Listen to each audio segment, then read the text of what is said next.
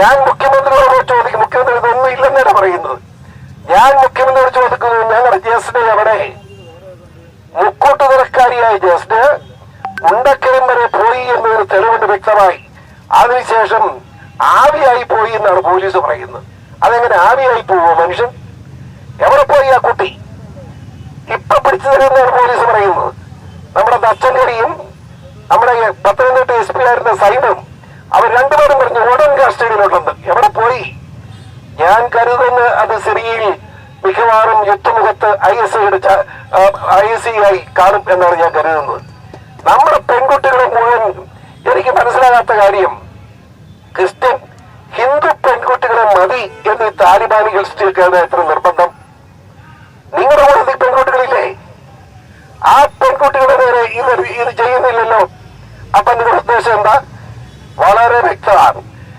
ഈ സമൂഹത്തെ നശിപ്പിക്കുക, ഹിന്ദു ക്രിസ്ത്യൻ സമൂഹത്തെ നശിപ്പിക്കുക. ഈ നാട് മുഴുവൻ, അതായത് പിണറായി വലിയ വർത്തമാനം പറഞ്ഞല്ലോ, പാലാ പിതാവിൽ പാപം ചെയ്തു എന്ന നിലയിൽ പിണറായി പറയുകയുണ്ടായി. എന്താണ് അദ്ദേഹം പറഞ്ഞത്? വേറൊന്നും പറഞ്ഞില്ല. കൊറോലങ്ങാട് പള്ളി എന്ന് പറയുന്നത് ലോകത്തിലെ ക്രൈസ്തവരുടെ ഏറ്റവും അധികം ഇടവകാലങ്ങളുള്ള ഒരു തീർത്ഥാടന കേന്ദ്രമാണ് കൊറോലങ്ങാട് പള്ളി. ആ പള്ളിയിൽ എട്ട് നോമ്പിന്റെ സമാപന ദിവസം പരിശുദ്ധ കന്യകാമാതാവിന്റെ ജന്മദിനത്തിൽ കുർബാനയ്ക്കിടയിൽ നടത്തിയ ഒരു പ്രസംഗമാണ്. ഞാൻ ചോദിക്കട്ടെ, മുസ്ലിം പള്ളിയിൽ കത്വ നടത്തുന്നുണ്ടല്ലോ, നമ്മൾ ആരെങ്കിലും ചോദ്യം ചെയ്യാൻ പോകുന്നുണ്ടോ? എല്ലാ പള്ളിയിലോട്ടുള്ള പ്രസംഗം നമ്മൾ ചോദ്യം ചെയ്യുന്നില്ലല്ലോ. അവർ നടത്തുന്ന പ്രസംഗമൊക്കെ ചോദ്യം ചെയ്ത് അവിടെ പോയി നിൽക്കും. നമ്മൾ എന്ത് ചെയ്തു? പിതാവാകെ പറഞ്ഞത്, നമ്മുടെ കുഞ്ഞുങ്ങൾ നഷ്ടപ്പെടാതെ നിങ്ങൾ മാതാപിതാക്കന്മാർ ശ്രദ്ധിക്കണം. 8 നോമ്പെന്ന് പറയുന്നത് എന്താ? അവിടാണ് ഇവർക്ക് വിഷമം. ടിപ്പു എന്ന് പറയുന്ന ഒരു കൊള്ളക്കാരൻ ഈ രാജ്യം ആക്രമിച്ച് കീഴ്പ്പെടുത്തുക മാത്രമല്ല, നമ്മുടെ ഹിന്ദു ക്രിസ്ത്യൻ പെൺകുട്ടികളെ പിടിച്ച് അവന്റെ പട്ടാളക്കാർക്ക് വ്യഭിചാരം ചെയ്യാൻ കൊടുത്തപ്പോ അതിൽ നിന്ന് രക്ഷപ്പെടാൻ വേണ്ടി നമ്മുടെ സഹോദരിമാർ ഓടി പള്ളിക്കകത്ത് കയറി കഥകടച്ചു. ആ പള്ളിക്ക് കഥകടച്ചിരുന്നപ്പോ ടിപ്പു കന്ന് കടന്നുപോയി. പള്ളിക്കകത്ത് ഈ പാവങ്ങളുണ്ടെന്ന് ടിപ്പുവിന് അറിയില്ല. 8 ദിവസം പച്ചവെള്ളം പോലും കുടിക്കാതെ ആ പാവങ്ങൾ ആ പള്ളിക്കകത്തിരുന്നു. 8ാം ദിവസമാണ് നമ്മുടെ ടിപ്പു എന്ന് പറയുന്ന കൊള്ളക്കാരനെ ഇവിടെ ഓടിച്ചത്. അതിനുശേഷം ആ പാവങ്ങൾ ഇറങ്ങി വന്നു. അതിന്റെ ഓർമ്മയായിട്ടാണ് 8 നോമ്പ് ക്രിസ്ത്യാനികൾ അനുഷ്ഠിച്ചുകൊണ്ടിരിക്കുന്നത്. അത് കത്തോലിക്ക സഭ വ്യക്തമായ കാഴ്ചപ്പാടോട് തന്നെയാണ് ആ നോമ്പ് അനുഷ്ഠിക്കുന്നത്.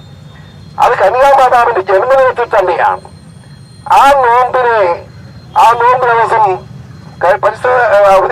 പള്ളിക്ക് അവിടുത്തെ അഭിമന്യ കല്ലറങ്ങാട്ട് പിതാവ് വേറെ എന്താ പറയേണ്ടത്? സ്ത്രീത്വത്തിന്റെ അഭിമാനം രക്ഷിക്കാനുള്ള നോമ്പാണ് 8 നോമ്പ്. ആ നോമ്പിന്റെ സമാപനത്തിൽ കുർബാനയ്ക്കിടയിൽ അദ്ദേഹം എന്താ പറയേണ്ടത്?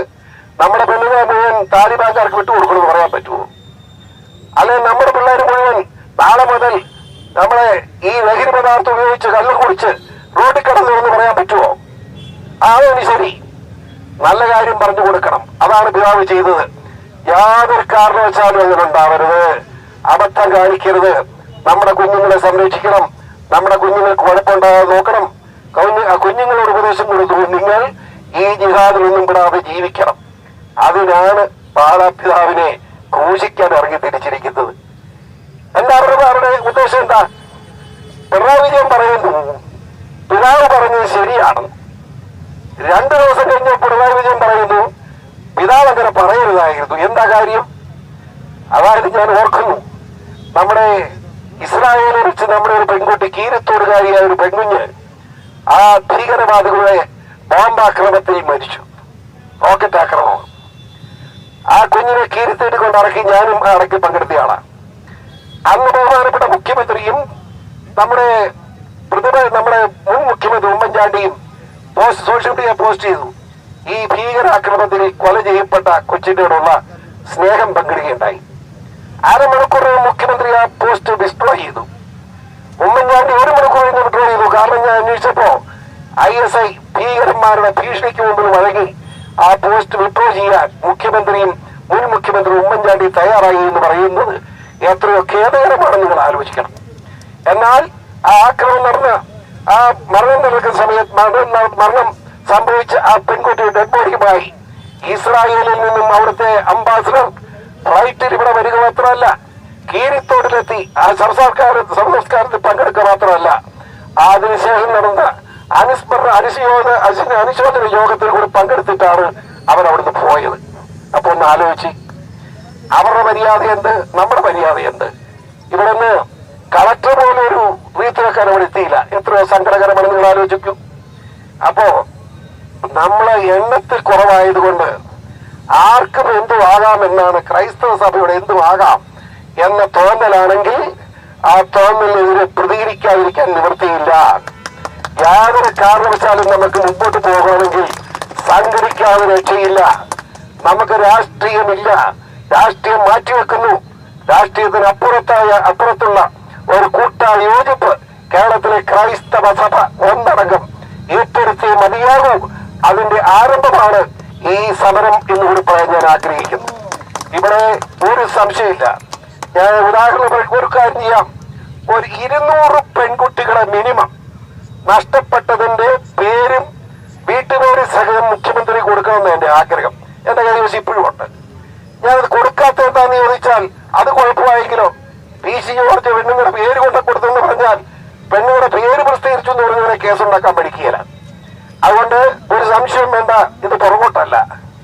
ഈ സംഘടനയുടെ പേരിൽ, ഈ സംയുക്ത സമര നേതാക്കന്മാരുടെ പേരിൽ തന്നെ ബഹുമാനപ്പെട്ട ചീഫ് ജസ്റ്റിസിന് ഒട്ടിച്ച കവറിൽ ഈ നഷ്ടപ്പെട്ട പെൺകുട്ടികളുടെ പേരും വേദനിക്കുന്ന മാതാപിതാക്കന്മാരുടെ അഡ്രസ്സിന് സഹിതം ഉടൻ തന്നെ കൊടുക്കുന്നതാണ് എന്ന വിവരം കൂടി നിങ്ങളെ ഞാൻ അറിയിക്കുകയാണ്.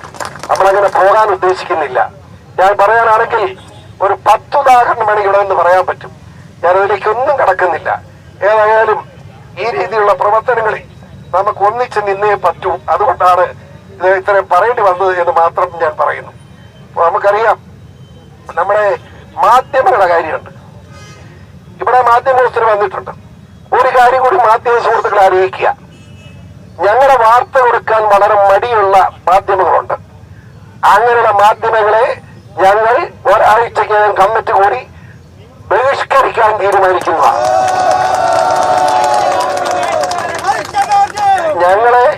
ഞങ്ങൾക്ക് നിയമമനുസരിച്ചുള്ള അംഗീകാരം നൽകുന്ന ചാനലുകളും മാധ്യമങ്ങളെയും മാത്രമേ ഞങ്ങൾ അംഗീകരിക്കൂ. അവർക്ക് വേണ്ടി ഞങ്ങൾ പ്രചരണത്തുണ്ടാവും എന്നുകൂടി പറയാൻ ഞാൻ ആഗ്രഹിക്കുന്നു. എനിക്കറിയാം, ഇവിടെ കഴിഞ്ഞ ദിവസം കൊടുത്ത വാർത്ത ഞാൻ നോക്കി. നമ്മുടെ ഒരു ചാനൽ, നമ്മുടെ അനിൽ നമ്പ്യാരുടെ ചാനൽ വളരെ മാന്യമായി ഈ സമൂഹത്തോട് നീതി ചെയ്തു എന്ന് മനസ്സിലായി. നമ്മുടെ ജനം TV ഉദാഹരണം പറഞ്ഞ, അതുപോലെ ഞാൻ ഒരു ഉദാഹരണം പറഞ്ഞതേ ഉള്ളൂ. മറ്റ് ഈ സംഘടനയുടെ എല്ലാവരും ചേർന്ന് എറണാകുളത്ത് പത്രസമ്മേളനം നടത്തിയിട്ട് ഒരു സെന്റൻസ് പോലും ഒരു ചാനലോ ഒരു പത്രമോ കൊടുത്തില്ല. ശരിയല്ലേ കിരണേ? ഒരു വാർത്ത പോലും. അങ്ങനെ ഉണ്ടായാൽ അങ്ങനെയുള്ള പത്രങ്ങളെല്ലാം ഞങ്ങൾ ബഹിഷ്കരിക്കും, ഞങ്ങളുടെ പിണങ്ങിയേക്കണം. മനസ്സിലായില്ലേ? അത് അടുത്ത ആഴ്ചകൾ കമ്മിറ്റി കൂടുന്നുണ്ട്. എന്നാണ്ട് ഇത് സമിതി തീരുമാനിക്കട്ടെ. അപ്പൊ അത് കഴിഞ്ഞ് ഞങ്ങൾ സമരം ആ തീരുമാനമെടുത്ത് അതും പരസ്യപ്പെടുത്തും. ഇന്ന ചാനല് കാണാവൂ എന്ന് ഞങ്ങളത് പറയാൻ പോവുക. കുഴപ്പമില്ലല്ലോ. ഇന്ന പത്രമേ വായിക്കാവൂ എന്ന് പറയാൻ പോവുക. ഒരു പത്രത്തോടും പ്രത്യേക സ്നേഹമില്ല നമുക്ക്. മര്യാദയ്ക്ക് ഇരുന്നാൽ മര്യാദയ്ക്ക്, അത്രേ ഉള്ളൂ. ഞാൻ മറ്റൊരു ചാനലിലേക്ക് ഒന്നും കടക്കുന്നില്ല. ഈ സമരം ഉദ്ഘാടനം ചെയ്യുന്നത് ഞാൻ ഉദ്ഘാടനം ചെയ്യുന്നത് ശരിയല്ല. ഇവിടെ നിങ്ങൾ എല്ലാവരും എഴുന്നേറ്റ് നിൽക്കുക. എല്ലാവരും ഇരിക്കുന്നവരെല്ലാം ഒന്ന് ഏറ്റു നിന്നേ, ഒന്ന് കൈ പൊക്കിക്കേ.